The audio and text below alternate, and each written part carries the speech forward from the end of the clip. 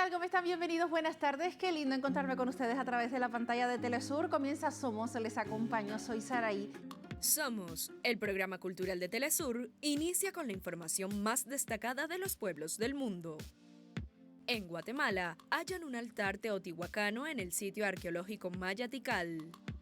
Y en Venezuela, le rindieron homenaje a la escritora y filósofa Flora Tristán, precursora del feminismo socialista. Además, conoceremos patrimonios del mundo, todo esto y mucho más, hoy en Somos. Les recordamos nuestras plataformas digitales por donde puede comunicarse con nosotros. @Somos Telesur en Instagram, también en la red social X. Además, en la cuenta de YouTube, @Somos Telesur 1931. Allí nos encuentra, puede cada uno de nuestros programas rever y además enviarnos mensajes, sugerencias, lo que quiera compartir con nuestra multiplataforma. La primera pausa en Somos, a la vuelta con más, no se vaya.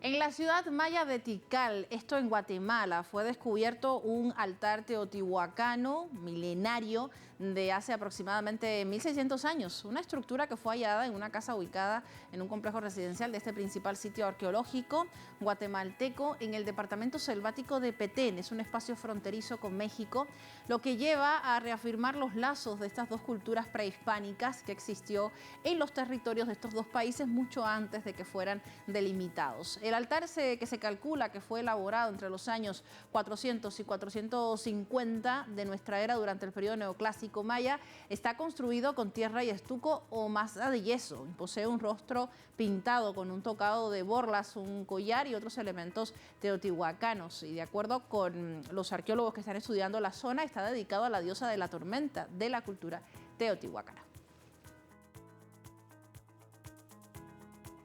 En Puerto Príncipe, en Haití, los habitantes disfrutaron del festival Paps Jazz, un evento que atrajo alrededor de 100 aficionados de la música del jazz. Hablamos de la 18ª edición del festival, que se redujo a solo 2 días en el Hotel Caribe, donde se ofrecieron actuaciones de jazz, música de carnaval haitiana, rap y poesía slam. Este año, debido al incremento de la violencia de las pandillas en Puerto Príncipe y otras localidades, no se pudieron incluir artistas extranjeros porque no puede garantizarse la seguridad allí en el evento. Sin embargo, entre los más destacados que estuvieron allí hablamos del actor y poeta slam Eliezer Gerisme y el músico Joel Gittmeyer, quienes presentaron un espectáculo que aborda el dolor y la violencia en la vida haitiana. A pesar del contexto de inseguridad, con las pandillas controlando aproximadamente el 85% de la capital de Puerto Príncipe, los asistentes aprovecharon esta oportunidad para también manifestarse como acto de resistencia frente a la adversidad.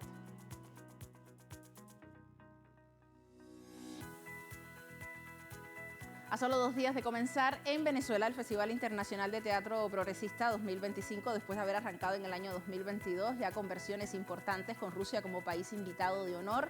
Las entradas ya se encuentran a la venta, tanto de manera física como virtual, para todos aquellos que se encuentran en Venezuela o en Caracas y quieren formar parte de la cita. De acuerdo con la organización del evento, los tickets podrán ser adquiridos a través de la vía web, ya está habilitado desde hace una semana, a través de fesitben.com.be, como de manera física en los distintos puntos de ventas ubicados en Caracas, en el Teatro Bolívar, en PDVSA La Estancia, otro de los centros de presentación, el Centro de Estudios Latinoamericanos y del Caribe, Rómulo Gallegos, y la Galería de Arte Nacional. Esta 4ª edición del Festival Internacional de Teatro Progresista se realiza del 10 al 20 de este mes y participan 26 agrupaciones, casi 200 artistas en escena, provenientes de 22 países de todos los continentes. Rusia será la nación homenajeada y también se desarrollarán 30 eventos especiales de formación con la participación de invitados nacionales, eventos que serán tanto presencial, como virtuales, y desde acá les mantendremos al tanto.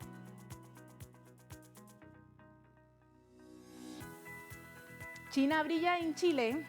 La Feria Internacional del Libro de Ciencias Sociales, conocida como PHILX 2025, ubicado en La Recoleta, se realiza con China como el país invitado de honor. Los ojos se giran hacia Asia.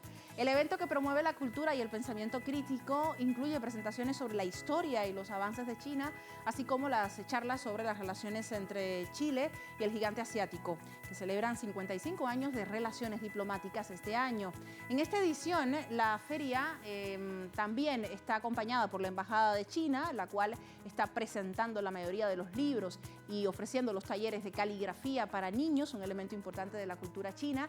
También la programación del evento, que se extiende hasta el 13 de abril, cuenta con destacados escritores como Rita Segató, la argentina, que estará presente allí, Eric Sadin, también otros escritores. Es importante resaltarlo, se convierte en una cita fundamental para aquellos de este otro lado del mundo, y también suman la participación de varios premios nacionales de literatura y ciencias sociales como Gastón Sublet, Hernán Rivera, Letetier y Farid Serram, quienes estarán allí para participar en la creación de una cultura democrática, inclusiva y crítica en Chile.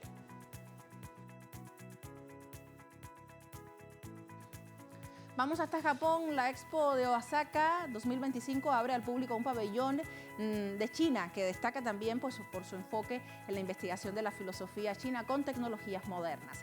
Acá le contamos detalles. El pabellón, que abrirá sus puertas el 13 de abril, contará con una estructura de 3 secciones tituladas como Pasado, Contemporáneo y Futuro, quienes estarán bajo el lema de construyendo una comunidad de vida para el hombre y la naturaleza, una sociedad futura de desarrollo verde. En la primera sección se mostrará la cultura y la historia china a través de exposiciones de antiguos yacimientos arqueológicos como Shanxinyi y también de Lianzhou. La segunda sección se centrará, digamos, en el desarrollo del verde contemporáneo, presentando los paisajes naturales de China, que son muy verdes, y proyectos ecológicos significativos en los que hoy trabaja el país, como el proyecto de conservación del agua de Yanjian. Y finalmente, la tercera sección abordará los desarrollos futuros, que son también fundamentales para China. Allí se exhibe un modelo del sumergible Yanlong, con el objetivo de presentar los proyectos científicos aeroespaciales también, reflejando el espíritu explorador y tecnológico de China.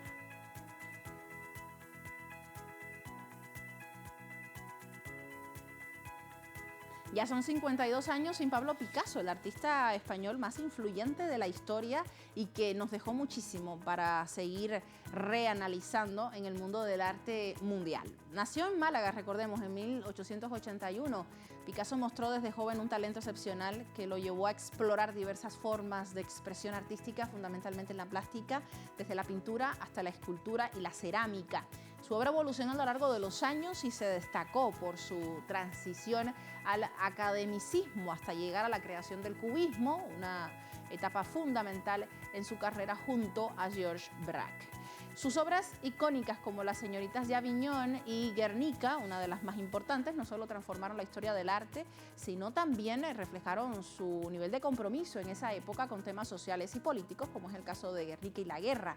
A lo largo de su vida, Picasso firmó más de 13.000 obras, dejando un legado que se puede apreciar hoy en los museos más destacados y dedicados a su figura, en ciudades como París, Málaga y Barcelona, además de las copias interminables que existen de su obra.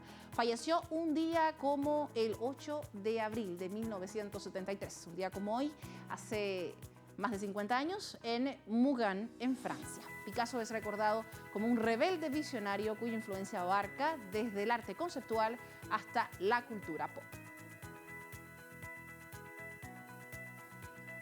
Hacemos una pausa rápidamente. A la vuelta estaremos hablando sobre Venezuela, también sobre México, una noticia fundamental desde México y, por supuesto, patrimonios del mundo. No se vayan.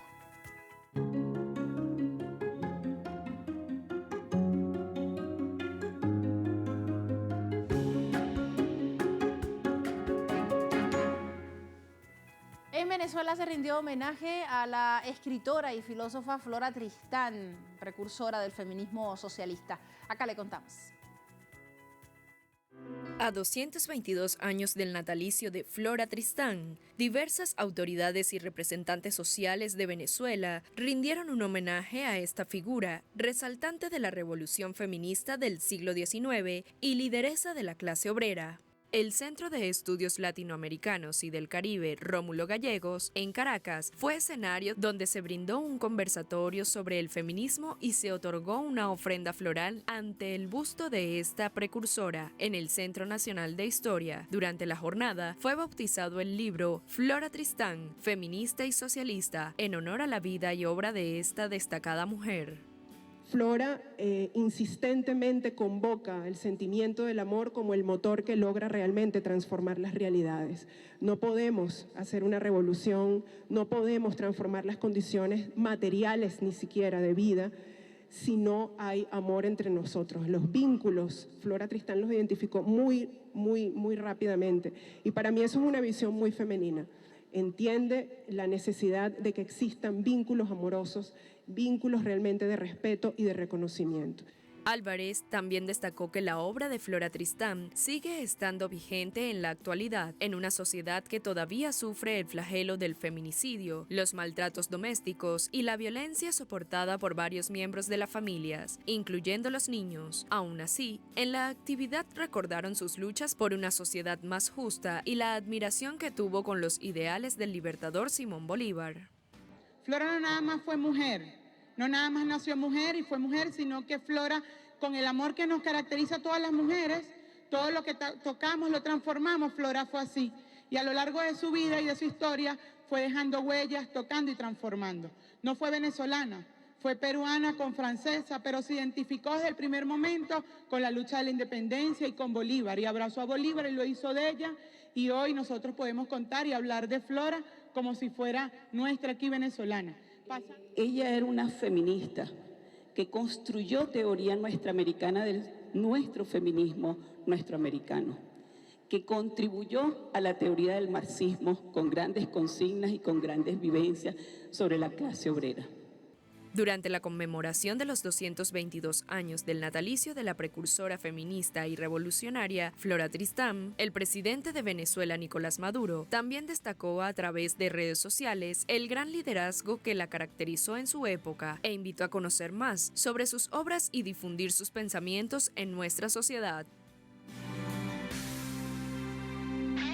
Sobre lo que les contaba, en México, la presidenta Claudia Sheinbaum anunció un concurso binacional para impulsar nuevos talentos en México y hacerlo también con la influencia y la participación de aquellos que viven en Estados Unidos con el fin de promover una narrativa que destaque los valores de la cultura mexicana, la música regional sin apologías o la violencia o las drogas. Antonio Aranda nos cuenta los detalles en el siguiente informe. México canta por la paz y contra las adicciones. Como parte de la campaña contra las drogas, la presidenta Claudia Sheinbaum anunció el concurso México Canta, que busca generar música sin mensajes que realicen apología de la violencia. Promover la música mexicana sin contenidos que hagan apología de la violencia o de las drogas. Por lo tanto, pues es parte de nuestra gran campaña por la paz y contra las adicciones. México es el octavo consumidor a nivel mundial de música en formato digital. El 70% del contenido en español tiene alguna apología a la violencia. El gobierno de México no busca censurar, sino generar narrativas positivas para los jóvenes. Producciones de calidad internacional que se inspiran en temáticas y emociones que no tienen nada que ver con las canciones de apología a la violencia. No se trata, evidentemente, de prohibir o censurar, sino de hablar de muchas otras cosas y de propiciar condiciones y otras oportunidades para las y los jóvenes de México. El concurso México Canta iniciará a finales de abril y concluirá a principios de octubre. La industria musical mexicana expresó su decisión de apoyar esta iniciativa. La industria se une con la misión de respaldar acciones que promuevan contenidos con valores, abrir espacios para nuevos talentos y asegurar que la música continúe siendo un motor de crecimiento, de identidad, de cultura y de transformación social. Se puede hacer música con impacto sin glorificar el vicio, la violencia. La repetición de un mensaje por medio de la música puede generar una respuesta aspiracional a temas socialmente negativos, destaca este especialista. Ciertos contenidos que sean repetidos sí van a afectar de manera importante la manera en cómo entendemos y percibimos el mundo en general. Por eso lo que escuchamos es base también para, en su momento dado, saber cómo vamos a responder de manera efectiva o emotiva ante nuestro entorno. Los esfuerzos por cambiar las narrativas de violencia en la música son positivos para la juventud. Es una realidad que hay que hacer cosas para llevar a las personas a concientizar, a analizar y a detenernos un poco para esto. Creo que esta iniciativa puede ser una base importante para que los padres se detengan en su momento a ver qué es lo que está sucediendo. La presidenta Sheinbaum ha señalado que su gobierno busca vincular a los jóvenes con la música como opción para una vida mejor, en lugar de idealizar el crimen organizado como una opción para obtener dinero, lujos y poder. Antonio Aranda, Telesur, Ciudad de México. Hacemos una pausa, a la vuelta estaremos conociendo patrimonios del mundo, no se vaya.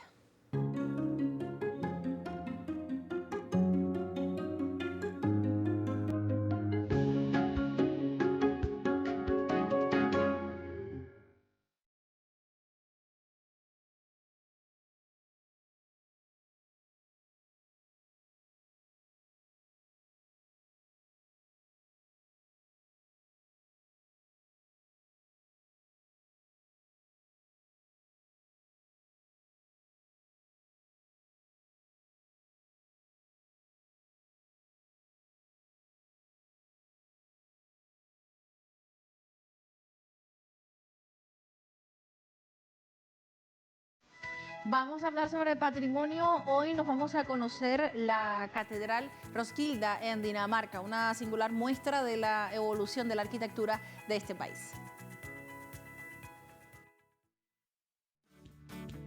La Catedral de Roskilde es un ejemplo sobresaliente del primer edificio eclesiástico importante ubicado al norte de Europa y tuvo una profunda influencia en la difusión del ladrillo. Se encuentra en la isla de Zelanda y es una gran basílica de estilo gótico con naves laterales, agujas gemelas y una galería semicircular en su interior, situada en una pequeña colina con vistas al Fiord de Roskilde, una estrecha entrada costera de mar formada por acción de glaciares. A su alrededor aún es visible la estructura de la villa medieval, dentro de la cual se conservan algunos edificios de la época y algunas bellas casas de los siglos XVII y XVIII. La catedral data del año 1170 y en los siglos siguientes se agregaron capillas y otras estructuras a la original de estilo románico. Como resultado, la catedral se ha convertido en un resumen de la historia de la arquitectura europea en una misma edificación. El interior de la catedral mide 83 metros de largo. Las tres naves, en su conjunto, tienen un ancho de 24 metros y la bóveda del coro tiene una altura de 25 metros sobre el piso. Uno de los tesoros que alberga es un retablo renacentista de madera, tallada de alta calidad artística. Fue elaborado en Amberes flandés hacia el año de 1560, elaborado en madera de encina y recubierto casi por completo de pan de oro. Por su parte, el órgano ha pasado por varias modificaciones y expansiones, pero hay además otros tres algo menores. Asimismo, los monumentos reales de la catedral conmemoran una serie destacada de enterramientos reales ocurridos desde el siglo X hasta el año 2000, cuando se realizó el más reciente, con solo una excepción desde la Reforma Protestante. Todos los reyes y reinas daneses han sido enterrados en la catedral, por lo que sus tumbas también representan la evolución del arte monumental funerario. La Catedral de Roskilde fue declarada Patrimonio de la Humanidad por la UNESCO en el año 1995.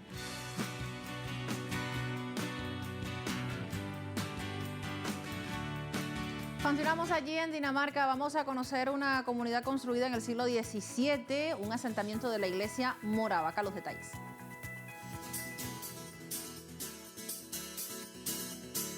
El asentamiento del siglo XVIII de Christiansfeld, en el sur de Jutlandia, es un ejemplo excepcional de un asentamiento de colonia planificado por la Iglesia morava, que refleja los ideales sociales y éticos de la Iglesia morava. Fundada en 1773, el lugar es una congregación luterana libre, con sede en Herrhut, Sajonia. La ciudad refleja la estructura social de la iglesia morava, caracterizado por grandes casas comunales para las viudas de la congregación y las personas solteras. La arquitectura es homogénea y sin ornamentación, con edificios de 1 y 2 pisos en ladrillo amarillo y techos de teja roja. Las proporciones, los materiales y la artesanía contribuyen al ambiente especial de paz y armonía del pueblo. Por todo ello, da un testimonio excepcional de los principios de los hermanos fundadores, que se expresan en el diseño, la arquitectura y la artesanía de la ciudad, así como en el hecho de que numerosos edificios todavía se utilizan para sus funciones originales. Por todo esto, constituye un ejemplo destacado de una colonia protestante idealizada y planificada, como se ilustra en su plan urbanístico, unidad y distribución funcional, en el que se podría realizar la visión de la iglesia morava de una sociedad urbana. Al igual que otros asentamientos, el recinto refleja nuevas ideas introducidas en el siglo de las luces que anticiparon ideas de igualdad y comunidad social. La organización democrática de la iglesia morava se expresa en su planificación urbana humanista, ilustrada por su plan abierto, establecido en terrenos agrícolas y que representan todos los edificios importantes para el bienestar común.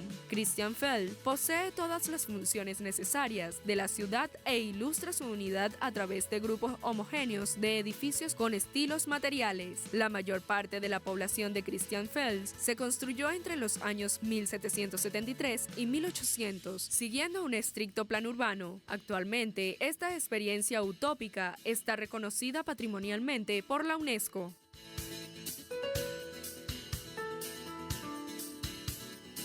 Así concluye nuestro recorrido cultural de hoy. Muchísimas gracias por habernos acompañado. El tema Viralejo nos acompaña hoy para despedirnos del trío musical brasileño Tribalistas. Hasta la próxima. Pasen una excelente tarde.